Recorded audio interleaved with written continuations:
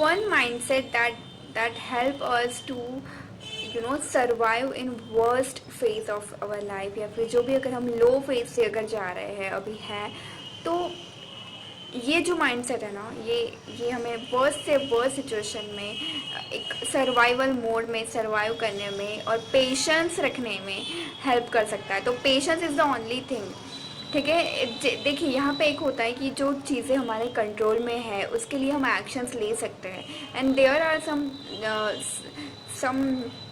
Situations जो हमारे control में बिल्कुल नहीं होती, जिसका जो रिज़ल्ट है या फिर जो भी चीज़ें हो रही है हमारे कंट्रोल में नहीं होती है। The more we will understand ना कि कंट्रोल हमारे में नहीं है, हम कंट्रोल सब कुछ कंट्रोल नहीं कर सकते, हम कुछ चीज़ें सिर्फ एक्सेप्ट कर सकते हैं। सिचुएशन को हम जब एक्सेप्ट कर लेते हैं, it is a biggest motivation. Okay, दूसरी बात तो माइंडसेट की मैं बात कर रही थी वो ये है कि ये जो फेज़ है, जो भी फेज़ है, यहाँ पे मुझे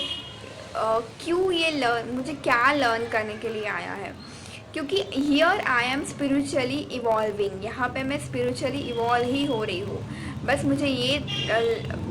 ध्यान देना है कि ये जो चीज़ हो रही है वो मुझे क्या सिखाने के लिए आई है, क्या कहाँ पे मुझे लेसन्स लेने हैं, लर्न करने हैं।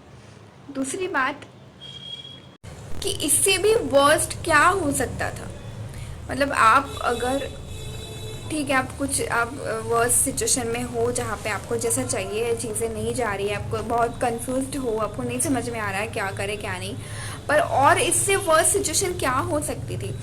फॉर एग्ज़ाम्पल हम अपनी वाइब्रेशन को हाई करने के लिए या फिर ऐसी जो लोअर स्टेज में जब होते हैं हम, तो कुछ ना कुछ हम करते हैं कि हम वरी से, स्ट्रेस से, जितना हो सके ओवर थिंकिंग से हमारी एनर्जी को शिफ्टर करने के जो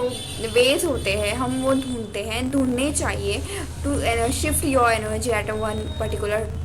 ऑफ टाइम। जब आप बहुत कुछ ओवर थिंक कर रहे हो या फिर वरी कर रहे हो, तो इस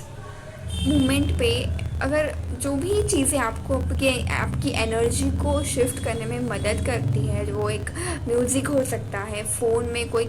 कोटेशन हो सकते हैं, कोई वीडियो हो सकता है, आपकी योगा मैट हो सकती है,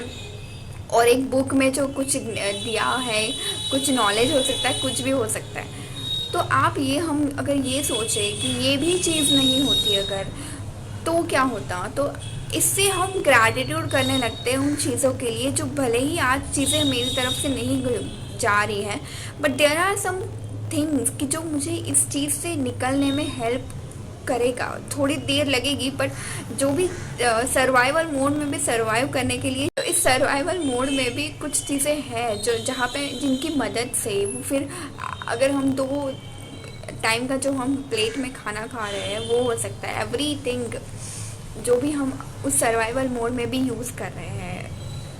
जो भी अच्छी चीज़ें जा रही है, हम उसके लिए अगर थैंक यू फील करें, हम ये थोड़ी इमेजिन करके करें कि ठीक है अगर ये भी नहीं होता तो मतलब कितनी प्रॉब्लम मुझे हो सकती थी, और कितना मैं मतलब वर्स्ट फेज से भी कुछ तो भी वर्स्ट होता ही है। अगर हम उसकी इमेजिन करें तो हम उस चीज़ से निकल पाते हैं। और I think this should be thing. And second thing is that कि एवरी थिंग जो भी होता है वो एक रीज़न की वजह से होता है। आप जब उस चीज़ से निकल जाते हो ना तो आपको पता चलता है, तब आपके वो जो डॉट है वो ऐसे कनेक्ट होते हैं, एंड देन यू रियलाइज़ कि हो रहा है सब कुछ।